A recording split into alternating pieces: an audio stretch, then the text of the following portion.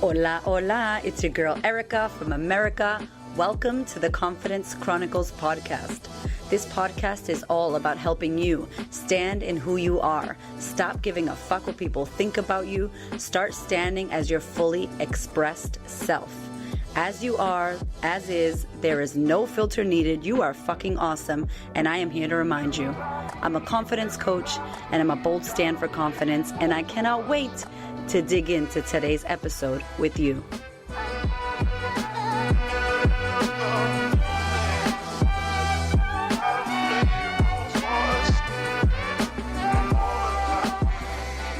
My darling, today on the podcast, we have gorgeous Bronnie Ware. She is an international best-selling author of The Top 5 Regrets of the Dying. This woman is a powerhouse. You are going to gain all of the knowledge on touching and tuning into your intuition, how to listen to that inner voice and quiet the noise externally, what the mistakes in her business taught her about growing this incredible company. She's literally sold millions of books. She's been interviewed by Marie Forleo, DeMartini. She knows Wayne Dyer. I mean, rest in peace, Dr. Dyer. When I met this gorgeous human being this year, 2021, I met her at a conference, sat next to her, and just was in awe of her presence. She's so humble, so beautiful, so incredibly giving and optimistic and inspiring in her calm essence that she creates around her. She's going to share some tangible things and beautiful and important questions that you can ask yourself if you want to tap into your inner intuition and if you're wanting to connect deeper with your creativity. I cannot wait for you to listen to this episode. Please be sure to tag me and Bronnie if you share this on the socials. Without further ado, here is my beautiful and incredible conversation with best-selling author Bronnie Ware.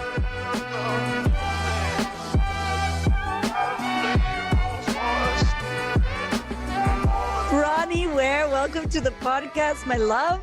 I am so stoked to be here, Erica. I really am. I wish I could be so excited about every single interview I do, but yours is extra special.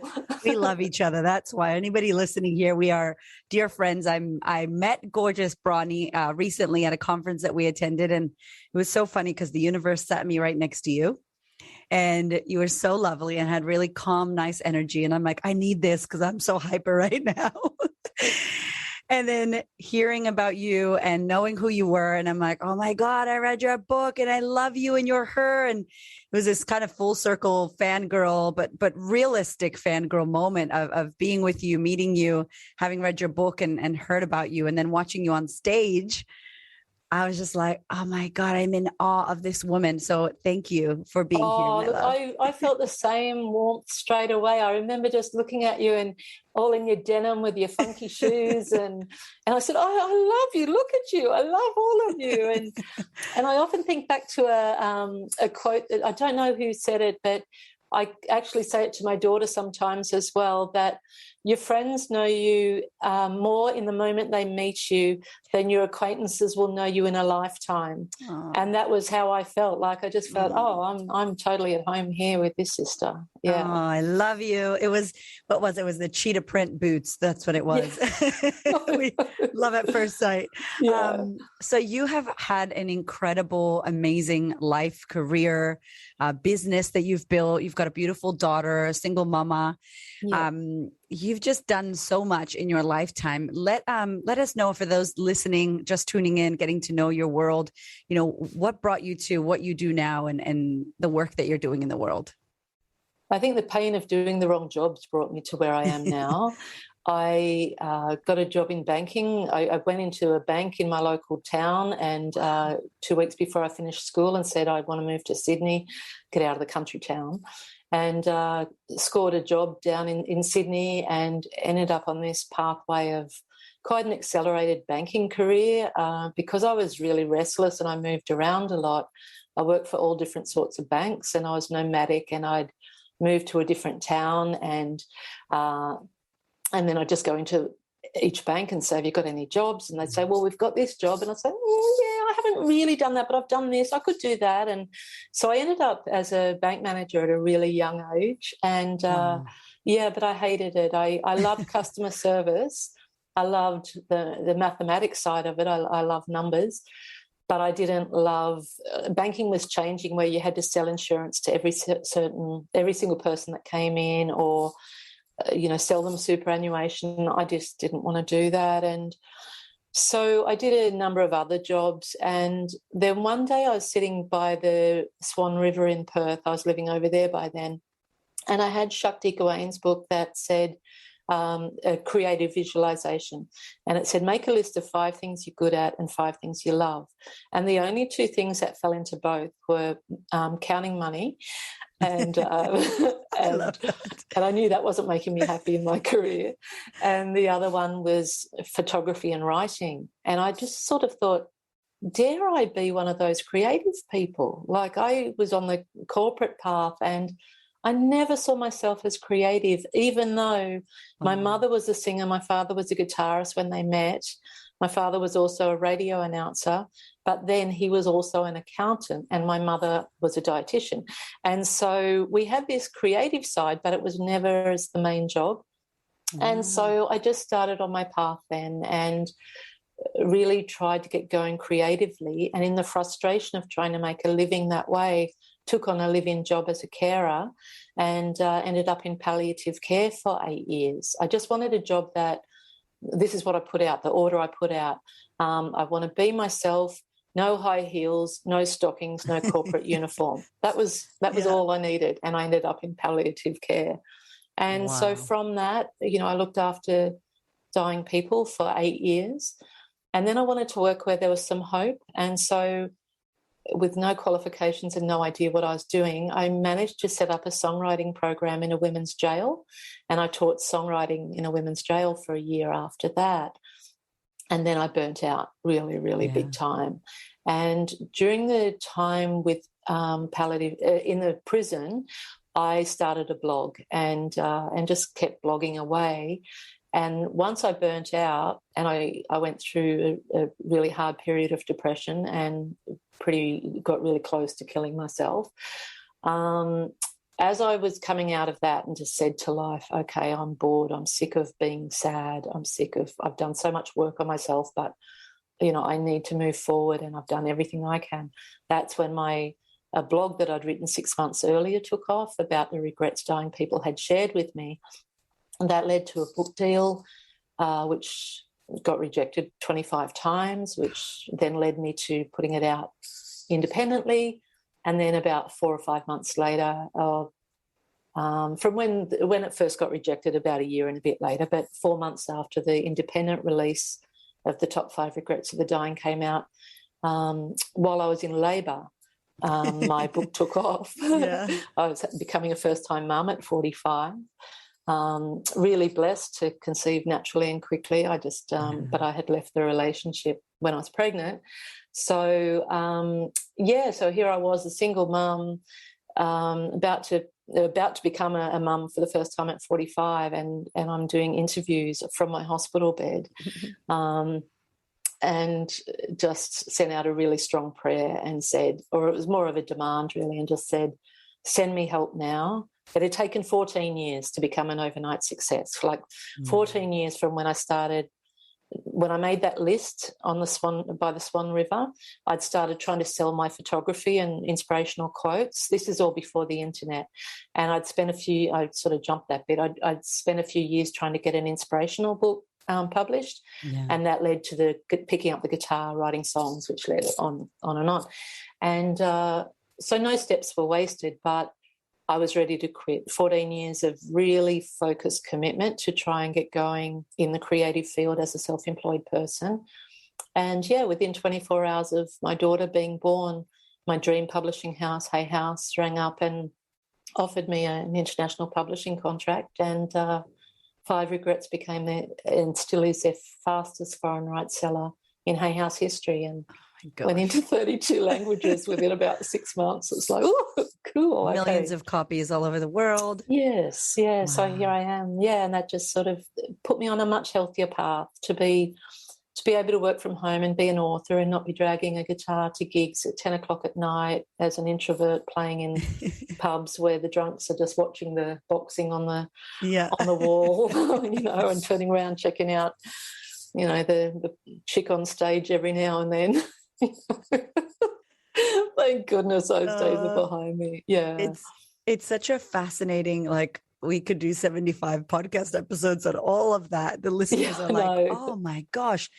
And this is the thing that when I met you, I felt like this beautiful calmness about you. And you are, like you said, you're an introvert, you're very chilled, you live a beautifully chilled life with your daughter. And, you know, you're not, it's just really lovely to see that. And then when you read your books and read your blogs and hear your stories, you're like, wow, like, oh my goodness, all the questions, you know. What do you feel when you were in that mode, when you were like, because you're about to have a baby, or having a baby, actually, you're birthing two babies at once. Yes.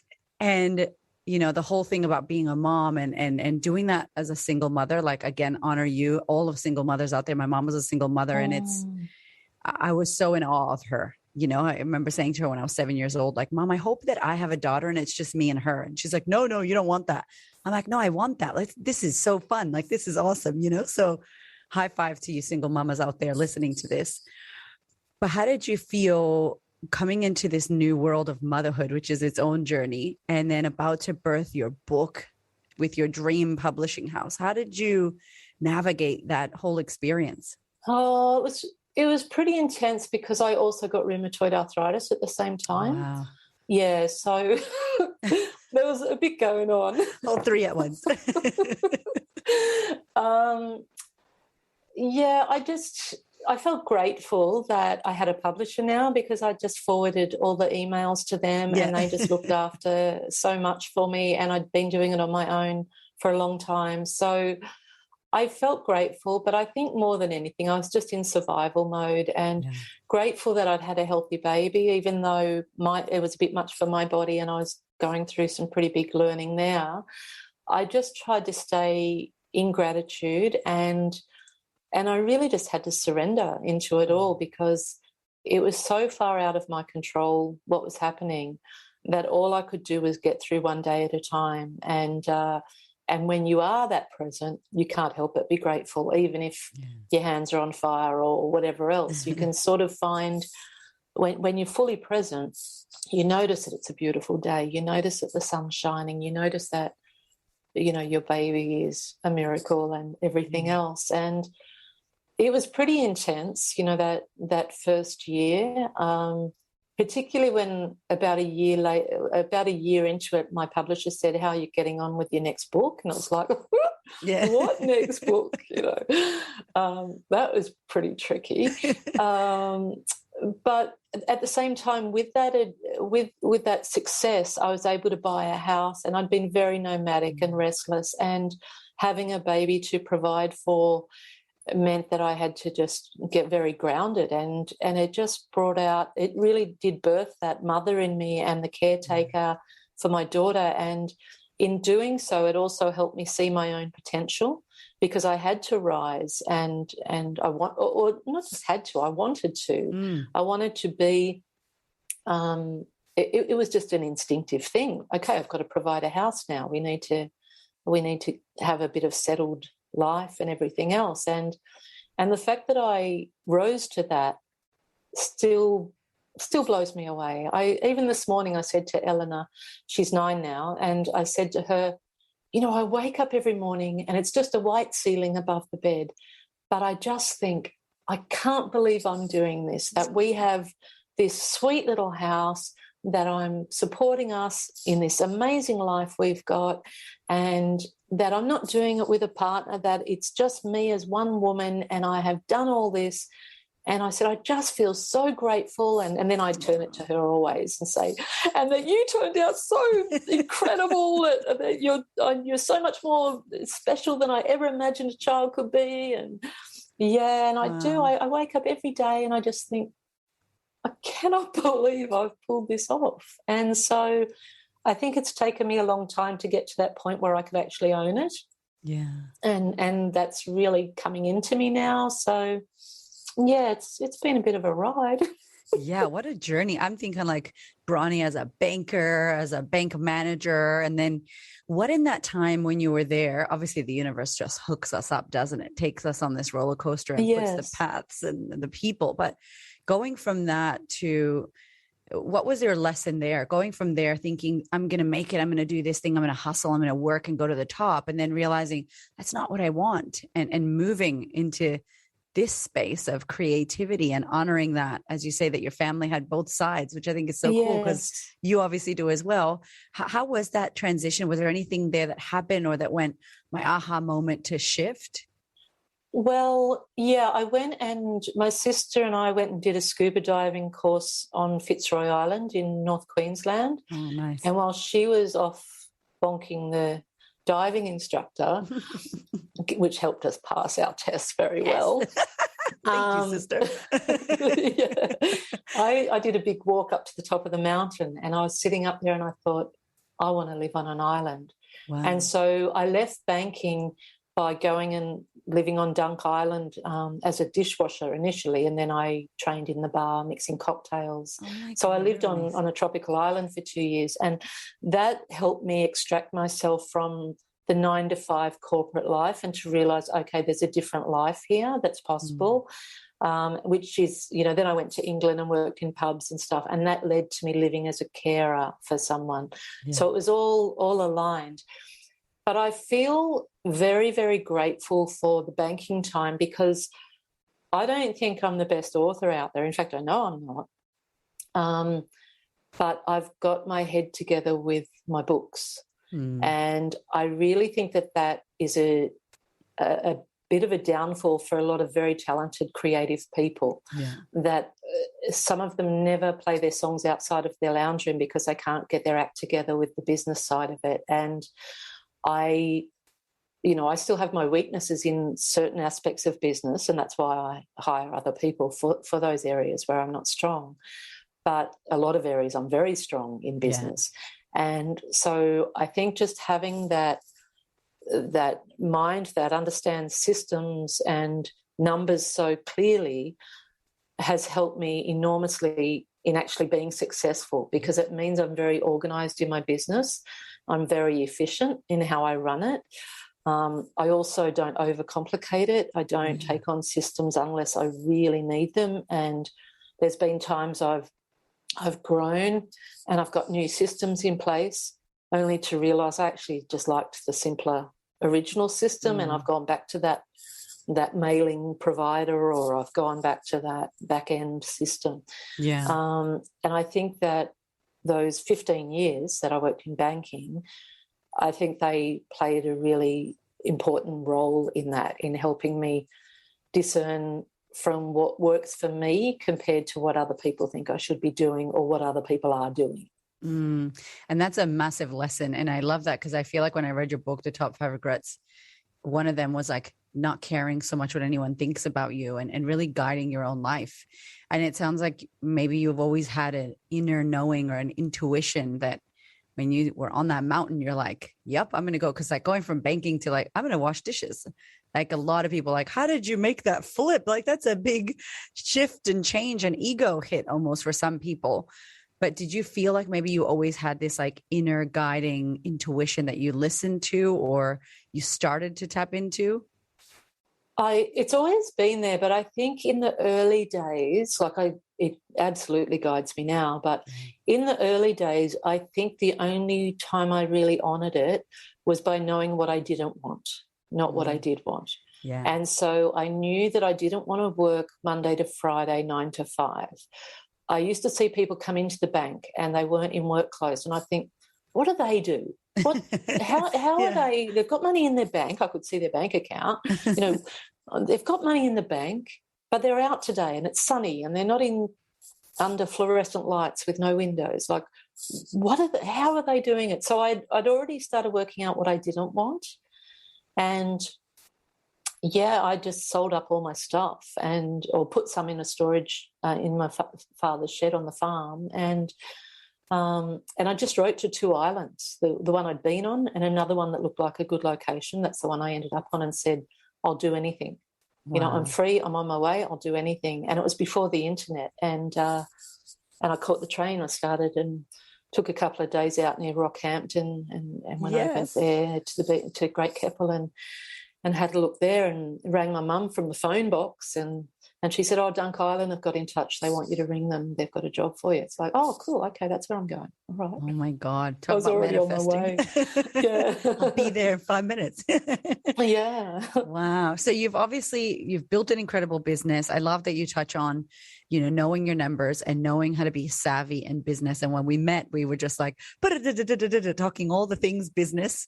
And it was so amazing. And it still is amazing to watch you as a mentor and as someone who I see as a big leader in the space of, owning your business, like killing it with your book, getting it out there, reaching as many people as possible, and living simply. Because we talk about this offline a lot.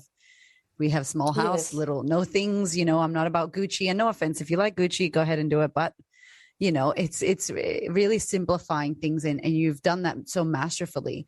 What do you feel like, when you look out into the world and you see, I work with a lot of women, and women listen to this podcast, women and money, like the issue that we have with creating or understanding numbers or avoiding that kind of stuff. Okay. I just want to give you a bit of credit here. In that first conversation, I was pumping you with a lot of questions. So you're actually speaking and building me up, but I was actually pumping you with loads of questions. So listeners, take that on. Okay, women and money, we need to face it. Absolutely, we need to face it. The way I see it, and this is how I healed my money story, is that I see money as a feminine energy that wants to dance with us. Oh, love that. Yeah. And as a friend that wants to be there. And so I try really hard not to dictate to money how it should show up, but just to appreciate its presence in my life and its trust in me. So when I first had success with 5 Regrets, I'd never had money before, and I blew a lot of it. And I blew a lot of it on very comfortable travel, and I don't regret that, especially now that we can't even leave the country. I did a lot of work trips that probably didn't need to be done as in-person trips to Europe and whatever, but I did it anyway. And like I say, I don't regret it whatsoever. But I also lent people money. I gave money away to friends. And I'm not talking loads because I wasn't that cashed up, but, a friend was whinging that he couldn't afford a new microphone, and he'd been really kind to me in my singer-songwriter days, so I gave him $1,000 for a microphone. Yeah. And another friend was trying to buy a car, so I offered her money in exchange for weekly massages. She paid it off through weekly massages to me. So that, that was a self-care commitment as well. Yeah. But the things I was doing weren't actually kind to me and Eleanor. They weren't putting things in place for our future. They were looking after everyone else instead of us. And then I actually went through a bit of a dry spell because I only get paid every 6 months.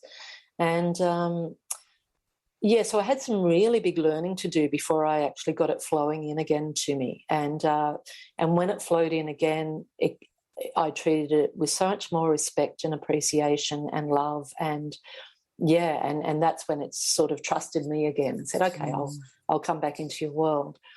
But I think as women, whether it's conscious or not, there is often that thing that a guy will save you. Yeah. And even the most conscious, someone who's doing personal growth big time and everything else, you still have to acknowledge that was the culture, and at some point you're going to have to unpack that. Yeah. And so for me, I'm really blessed because my daughter's father hasn't contributed financially. I've never asked him to either, because when he didn't, I just thought, okay, I'll just get on with it. So I've had to provide for us, which sort of puts me in the masculine and the feminine all the time. But it's also made me really get my act together in a very healthy way, not only to provide for my daughter, but to set up my own future and to make sure we live a very comfortable, enjoyable life. Mm. And even, yesterday when I left that message for you, we were out having an ice cream because you can't get out of your car and go anywhere. But thankfully in lockdown here, ice creams are essential. So ice cream shops are open. Work that one out. Can't get your hair cut, but you can get an ice cream. And you can go to a brothel, okay? So ice cream and brothels, apparently. Yeah, exactly. So Eleanor had insisted on shouting the ice creams. And so I said to her, thank you for this. I said, it's really good that you get to know that money is for not just for things, but for experiences too. I said, so here we are. We're sitting in the car looking at the ocean. We're eating ice cream. This is an experience that money has brought us thanks to your generosity, you know. And, you know, because she wanted to pay. She just insisted on paying.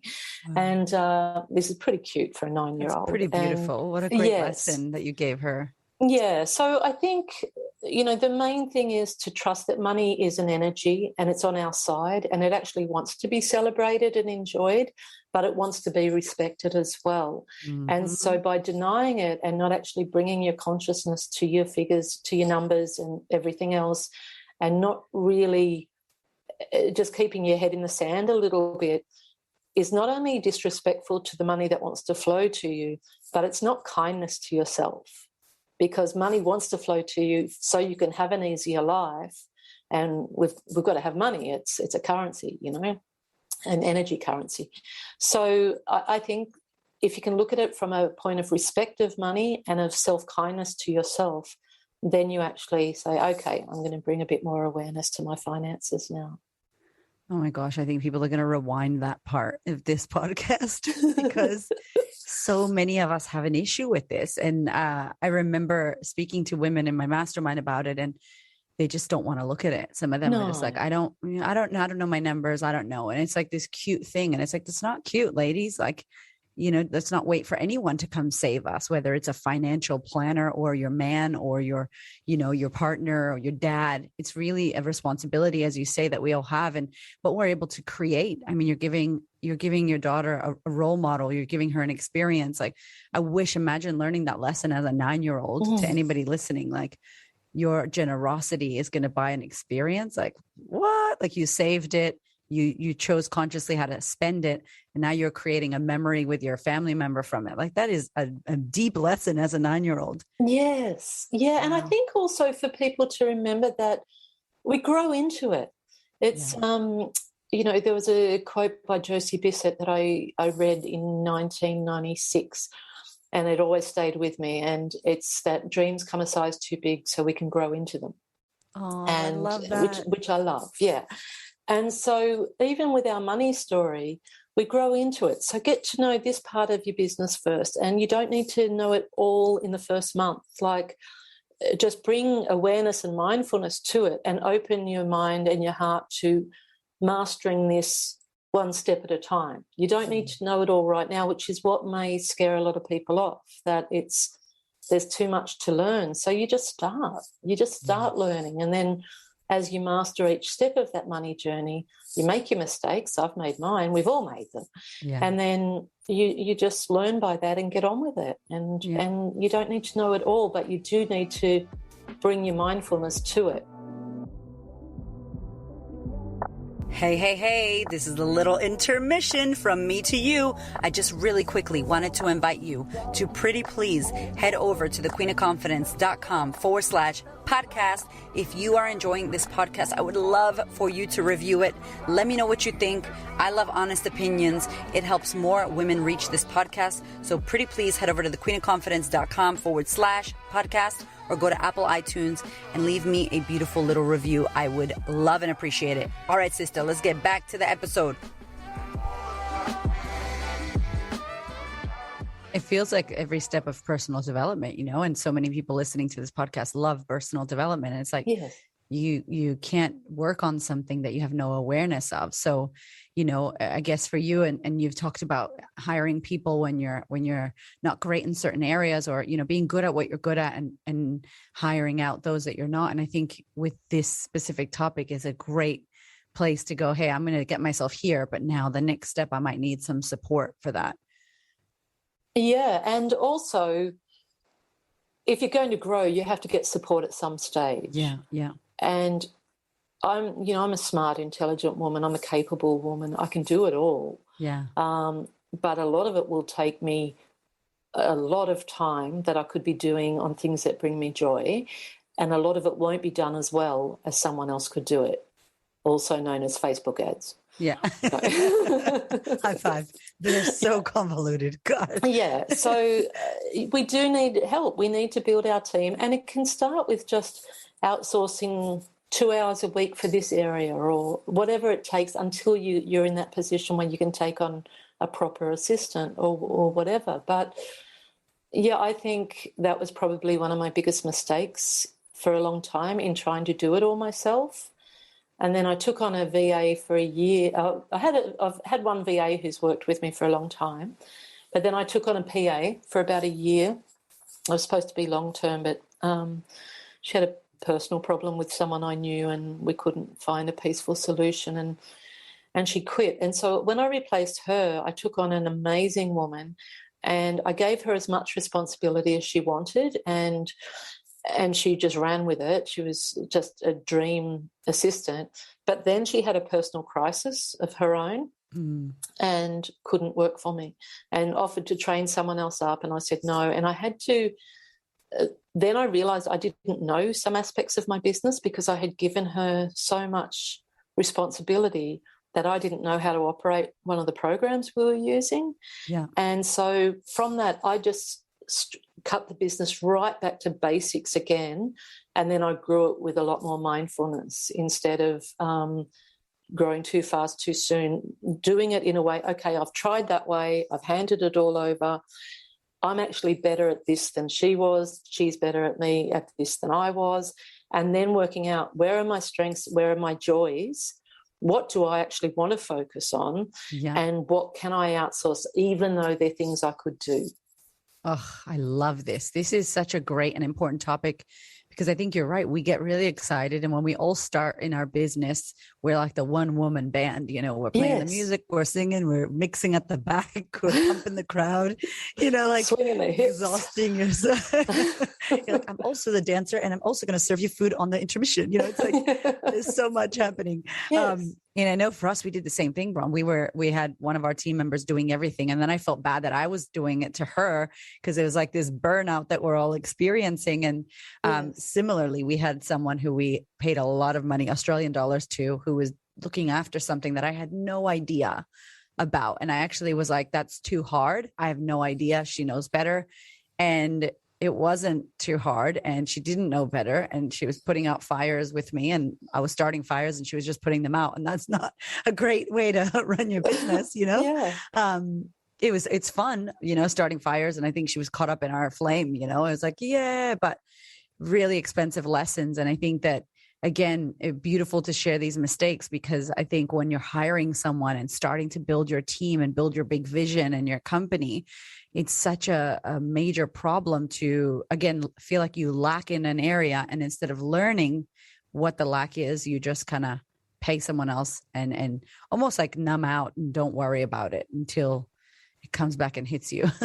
Yeah, and even though it's your business, you sort of hand over the responsibility in a way, because you want to trust the person you're paying and everything else. But they're human, and they're under your guidance. And if we don't know, we're blind. Yeah, it's true. 100%. It's such a big thing. And I think to anyone who's tuning into this and thinking about this, maybe you're in the beginning of your business and you're not ready for a team member, but as you're saying, Bron, it's good to know what it is that you need. What do you love doing? What are you great at, and what are you not so great at, that you can kind of hand over to someone else who can support you. Even in small doses to start with. Yeah. And what I've also learned through my plenty of mistakes is that the things that I love the most are the things that actually make me the most money. Mm-hmm. And so if I want to spend all my time doing stuff that doesn't make me as much money, it's taken me away from not only my joy of creating, because I'd much rather, I'm at my best when I'm creating, and that's, so my books make me more money than lots of other things. I was doing mentoring, but I didn't want to, I don't feel like I can't do what you do, and you do it so brilliantly. Like you lead and you hold that space for women, and you lead them all the way through. That's not who I am. I want to create, and I want to say, this is how I live my life. This is how I do it.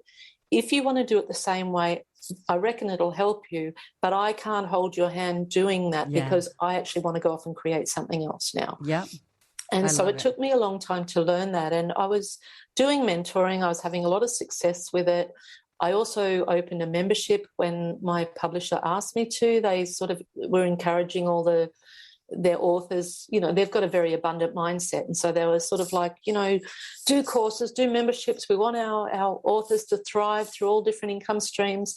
And I did a membership, and it was beautiful. Like I had a beautiful connection with my participants, my members. But, oh, my goodness, it was such a weight of responsibility that just didn't light me up. And when I closed that and just created an online course that is there for anyone anytime they want it, the course was a breeze to create because I already knew all the content. Yeah. And it's basically saying these are the tools I use to live a life that's going to be free of regret. But, this is how I do it. And so if people do the course and it helps them, I'm stoked. And it does help them. It helps a lot of people, and it's a nice feeling. But what lights me up the most and what makes me the most money is writing books or doing stuff that is honouring my creativity. And so, like right now, I'm back to being a beginner because I'm writing my first fiction book, and I've never written a novel. I've never learned how to write. I've published 3 successful books, but with fiction, everyone's trying to tell me there's all these rules, and as a rule follower, it's like, I'm not a rule follower. But I think that's the thing to tune into is, okay, are you honouring where your joy is, or are you following a path that you think you should do? And I've done both. And I know the difference in the long run in terms of my inner peace and my happiness, but also in terms of the money that comes back to you. Yeah. And I love that. When I met you, one of the biggest things when we were chatting was your boundaries. Like, you have really good boundaries now. And maybe back in the day you didn't. And anybody listening to this who's like, I suck at boundaries, it's a muscle that we build through our mistakes that we make and through our experiences. But I take my crown off to you because you're really great at that, and your genius zone and what you love and where you want to be, and not so much just for your daughter, but for yourself, so that you can flourish and you can rest when you need to. And where do you feel like you developed this boundary? Was there someone who helped you, or was this something that you just learned along through the mistakes? I think it's one of the blessings of living with disease. It taught me. It has taught me self-kindness on a level that nothing else could have. Wow. And boundaries are a part of self-kindness, that I deserve my love just as much as everyone else deserves my love, that I'm just as worthy as everyone else. And also, being so sick as I was, I still live with disease, but it's managed a lot better than it was in those first few years, holy dooly. Yeah. But it taught me presence, and I don't want to miss a bit of sunshine in the day. And if it's an especially nice day, I want to be able to have that flexibility to go outside and enjoy it, or get on my bike and go for a ride or something. Yeah. So one of the big lessons, there was that with the disease. The other thing was that when I was trying to get going as a singer-songwriter, I'd apply for festivals to play at festivals and stuff. And I did eventually get into some small folk festivals, but I wasn't a very confident performer, not like I am as a speaker now. I was a different person then, and a lot shyer, and didn't want to really be there. I had a message to share. I loved that, but anyway. Yeah. But I didn't hear back from a lot of places. And in the old days with me, when you used to apply for a job, you always heard back and stuff like that. So when I applied to get into festivals, I often didn't hear back. So I made this deal with myself that if I ever became successful, I would always be kind enough to reply to people who had written to me. And that was a really lovely intention. But as success grew, it just became ridiculous. Impossible. And so I was paying my assistant to reply to people, just answering all their questions. And what it was actually doing was taking money. I was paying her when it could have been money for Eleanor and I, for my daughter and I. And so I was paying her to be kind to everyone else, but it wasn't actually kind to myself, I realised. So what I ended up doing was writing a really clear, frequently asked questions page, and our emails dropped 80%. 80%, which just shows how much time we were spending. That's great. On being kind to other people at the sacrifice of my own kindness to myself. And so those two things, like realizing, okay, I'm spending way too much time and money on paying someone else to reply to these questions, and and it's not kind to myself to do that. And then also having limitations with the disease and wanting to keep my energy in a good place. And so, yeah, I mean, my frequently asked questions page answers a lot of questions without it really people does. having. Yeah, it's a great hack that you share. So thank you for your thank you for sharing that, because if you haven't checked it out, obviously her info is going to be in the show notes. But it's true when you start looking at the other side of the things that cause us burnout. You start automating, and I love that you're also saying, and to anybody listening to this, I always say, like, I try to answer all my DMs, and my other friends who are coaches and influencers are like, Erica, you're not going to get to everyone. And I'm like, well, I want to, because I got a good heart and I love talking to people. But the reality is, maybe like 6 months ago, I just started scrolling through and I'm like, shit, I can't freaking answer any of these people. And it used to really bother me and like give me a stomach ache and make me mean all kinds of things that I'm mean and I don't care, And then finally I'm like, I just can't, and that's okay. Like I want to, and I want people to know that I want to, and that's enough. And I don't have to, because you're right. It isn't kind to yourself. It isn't realistic. Look at Oprah. She never replies to a DM, and you can say she's mean or she's out there changing the world. And there's a lot of stuff she's doing, and that's why she can't reply to your message, And I think it's a gift to self. It really is. Yeah. And Brene Brown apparently says a similar thing, that when she thinks, am I going to give my time to this or not? She asks, is it supporting the work, meaning the work she's here to do? Yeah. Is this use of my time really going to support the work, or is it going to distract me and take my time away from the work? What you're really here to do. It sounds like you would have to have an inner knowing that the work you're doing, the books you're writing, the courses you've created, the content that is out in the world is going to that end result in that vision that you have set to have. And almost anything else could be a distraction or a shiny object that takes you off course. Yeah. Yeah, absolutely. I mean, there's been times where I've thought, I haven't really earned enough for what I could right now, and then I think, maybe I should do this or should do that, and I could do this and I could do that. And even, since I've known you and we had conversations at the start, and then I actually pulled it right back and thought, no, what people want from me is stuff around the 5 regrets. And what I want to do is, grow and create. So they're the things I'm going to serve the most, rather than all the things I could do. And I don't blame or judge anyone for doing stuff just to make money, because we've got to make money. Yeah. And I'm in a privileged position that I happen to write a book that seems to be timeless. So it gets a new sort of group, a new demographic of followers all the time. And that's a real blessing. But, it was 14 years of hard work to get that blessing. It wasn't like you're lucky you did the work. No. Even before putting it out in the independent release, I spent 6 months researching every single independent bookstore in the world. Wow. And then when the independent release came out, I emailed them all individually so it wouldn't go to spam, to let them know of its availability. But the mob that I had published that through, it was set up so it was an overseas thing. So I'd done all that work, and the book was like a $50 book, so no one would buy it because it was not.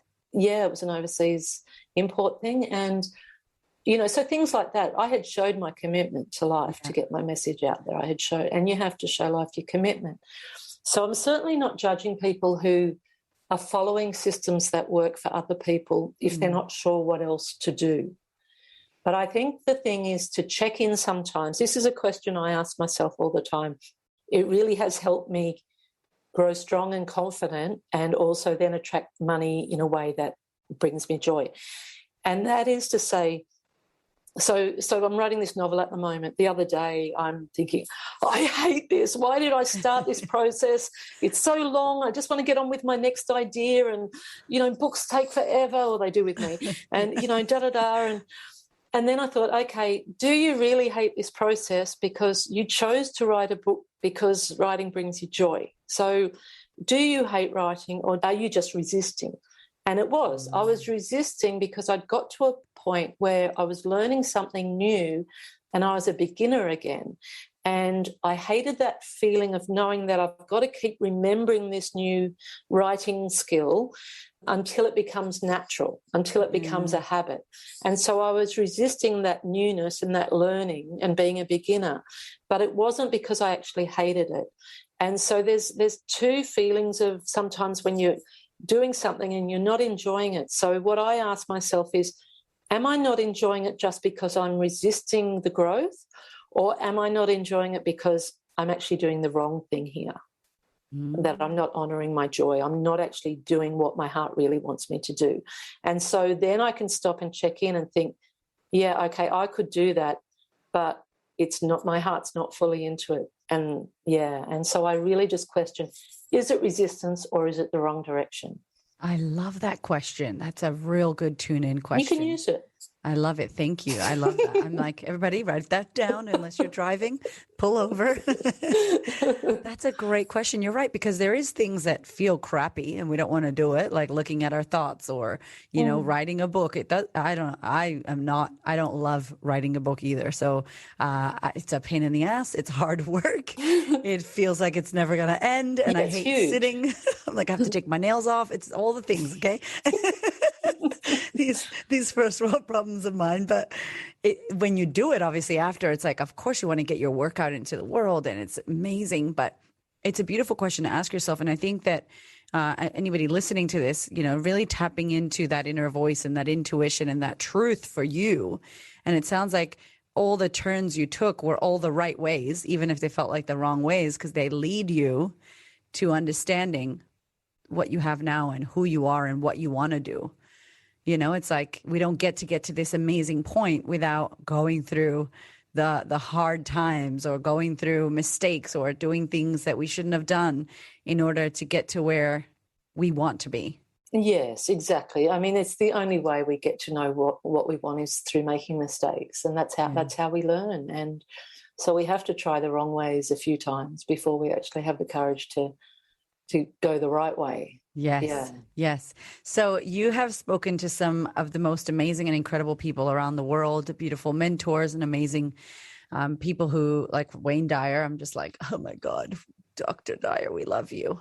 Who would you say in your life has been someone who's impacted you or given you a great lesson that you've looked up to? Well, my mum's pretty full of fun. Her name's Joy. Oh, wow. There's some things about the way she's lived her life I certainly am trying to improve on, but I do love that she puts joy as a priority in terms of the feeling of joy and the experience. Like, she doesn't take life too seriously. She just, refuses to let things get her down for long and stuff. So nice. In terms of life direction, I'd have to say my mum, I'm really blessed by her. My gran was pretty strong. She was like the oldest of 11 kids, and her mum died when she was 13. So she raised the other 10 like kids and then had 7 kids of her own. So she was pretty fierce but also really accepting. But I think, there's a lot of amazing people out there. I think anyone who does it their own way is someone I respect and look up to. But I think probably the most significant conversation I've had in recent times was with Dr. John Demartini. And I was so, so blessed. And he's promoted my work a lot, as Wayne Dyer did as well, and a lot of people do. And Marie Forleo as well. And I think when they actually meet me, they're a little bit surprised because I'm just like, I'm just Bronnie. What's up? Yeah. I'm just like, Yeah. I sort of wonder if sometimes I'm not a bit of a disappointment because No. there was one person who promoted my work a lot, and she was really well known. And when she met me, she was so excited. And then I actually let her know that sometimes I struggle with being known in the public. That being a famous person isn't actually a dream. It's actually something I navigate and I honour because life has bestowed this important message of regret-free living on me. And so I honour that. That's a deal I've done, that I'll honour it as long as life looks after me, Yeah.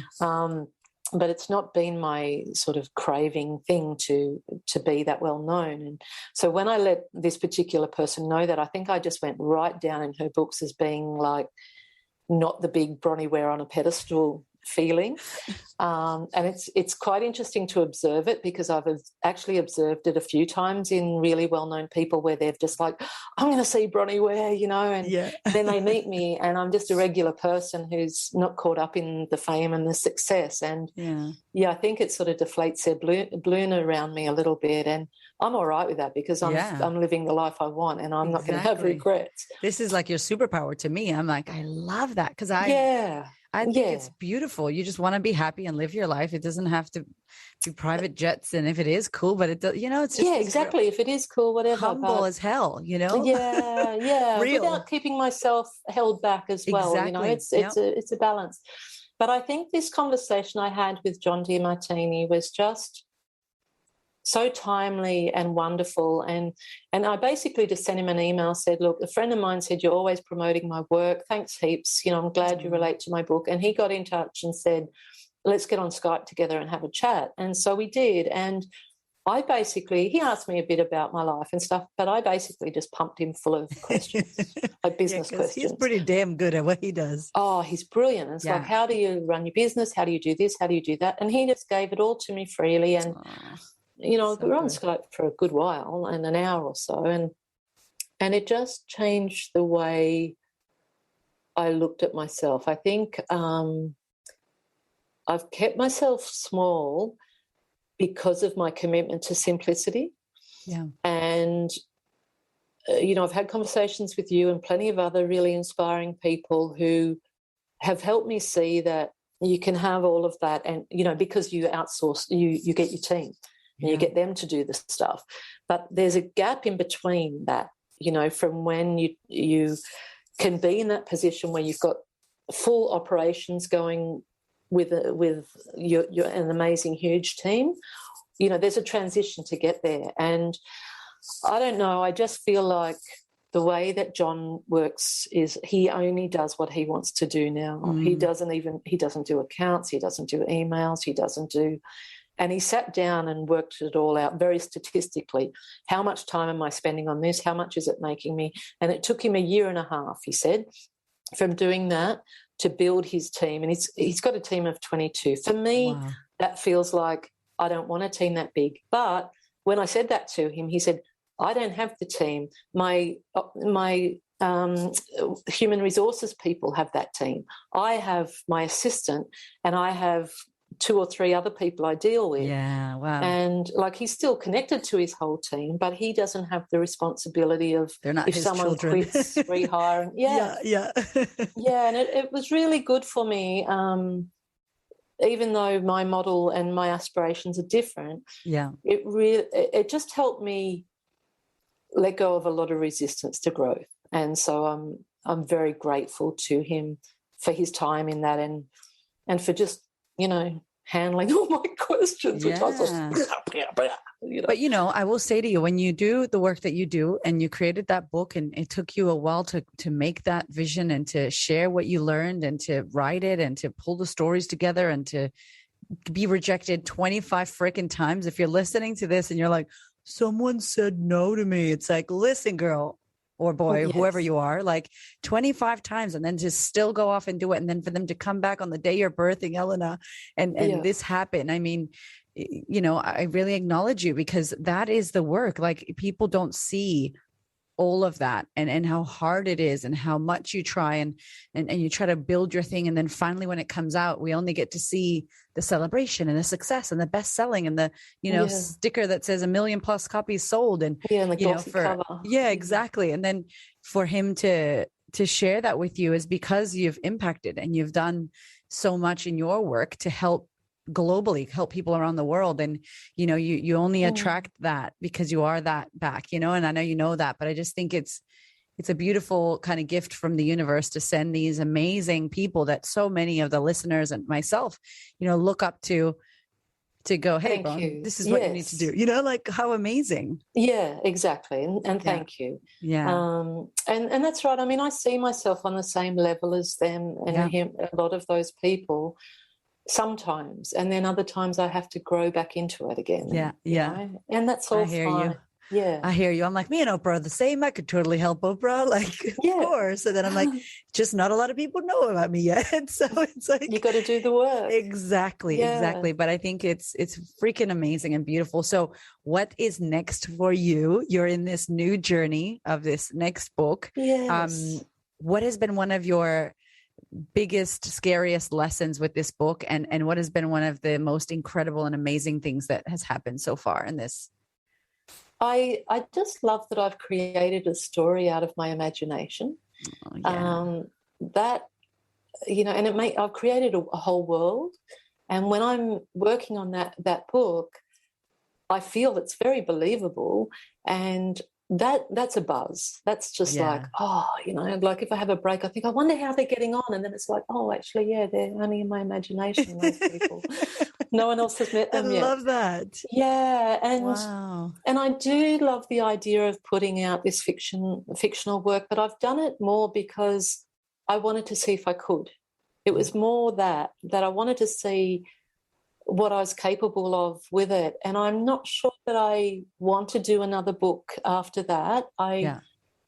Books are big projects and they've really got to knock on my door for a long time before I let them in, and then it's like, okay, right. Bang it on there. Because it's not just a creation, then it's the editing, and working with the publishers and then the release, and it goes on forever. So this book probably won't hit the shelves for 2 years. Yeah. But it's underway. Funnily enough, the ideas of what I want to work on next go back to my photos and quotes, my nature photos and inspirational quotes, which is where it all started. And so I'm starting to put some plans in place next year on how to monetize those in a way that will be gorgeous for my audience, but also financially great for me, because I want to get out onto acreage, and I own a lovely, sweet little house here, but I grew up on 300 acres, and I don't want to go back to that area because it never rains there. But I do know an area that I want, and and I basically just miss having a country sky. I miss that openness where you see sunrise to sunset without anything in the way. And I was very blessed to grow up like that. And so the area that I want to move to is significantly expensive, and that's okay, because it's making me think more creatively now. Like, okay, it's not enough just to live well off my books. It's like, okay, I need to get some products out there, but this is what I kept coming back to: make your profession what you love. And so I've been thinking about ways to do that. And I just find that photography is one of my joys, and I'm also thinking a little bit more about video photography, like nature videos. I like I don't know. That's beautiful.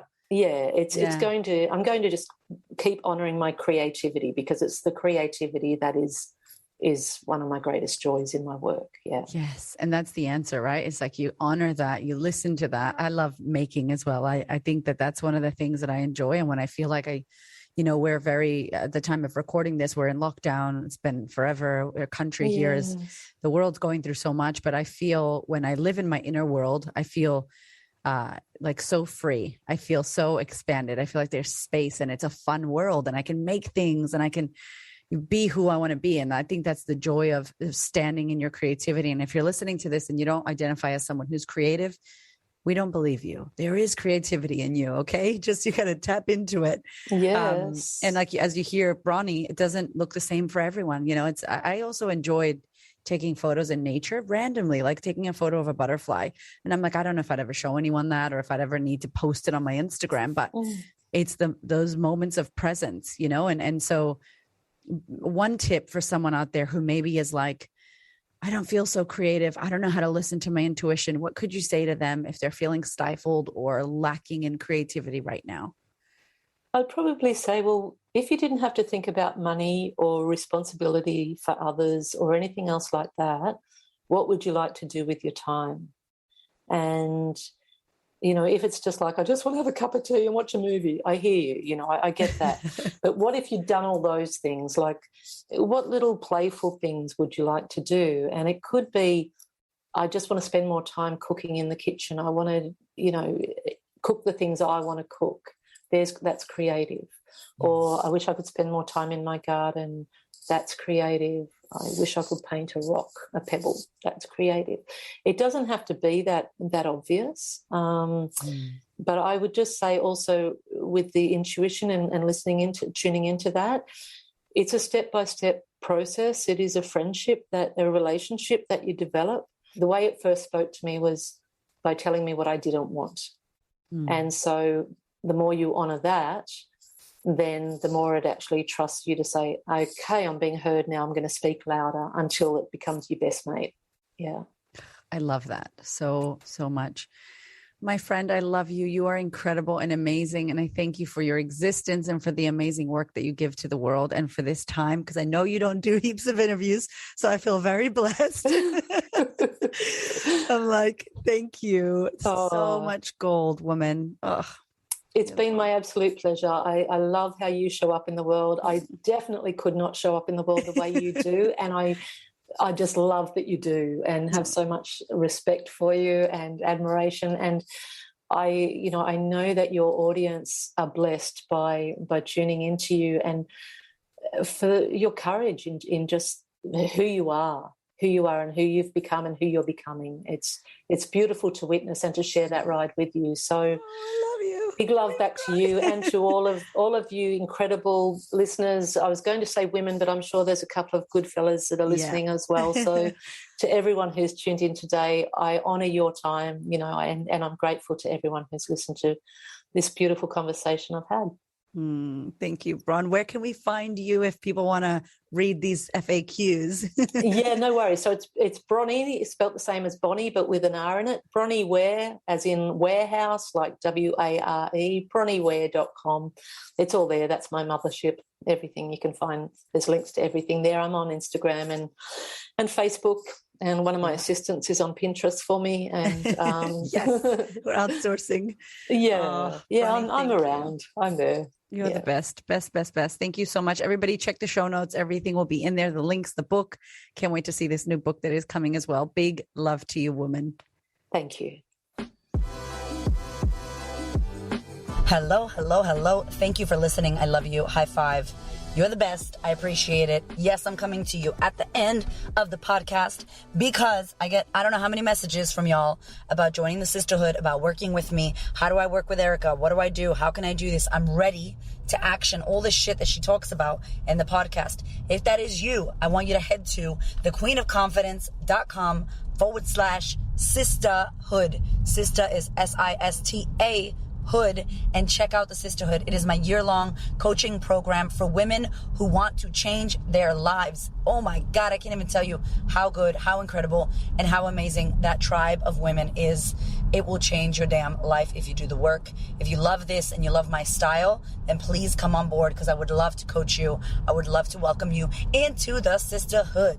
I love you, girl. If you have questions, hit me up in the DMs. Hit me up, support@thequeenofconfidence.com. I got you. Thank you for listening, and I hope to see you in the sisterhood.